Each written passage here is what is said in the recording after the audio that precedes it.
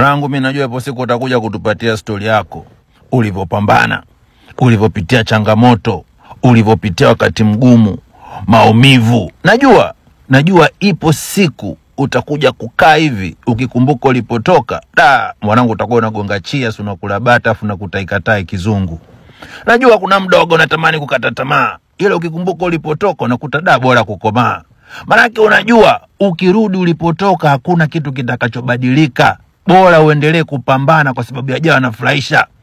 Unaona mitano unaikalia hiyo ni ya Mwenyezi Mungu, sio ya shetani. Ili ufaulu ni lazima ukalie mtihani. Amini ya kwamba na kuaminia jeshi langu latoka magetoni. Komaa mwanangu, ipo siku utakuja kutupatia story yako. Hapo ulipo wewe sio wa kwanza, wengi tumepita, ndo maana nakwambia leo hii mwanangu. Kaza mwanangu. Naongea na wewe unayepambana, sio wewe ule kaa nyumbani kwa mama unalala saa 7 za mchana, hapana. Naongea na wanaharakati, jeshi latoka magetoni.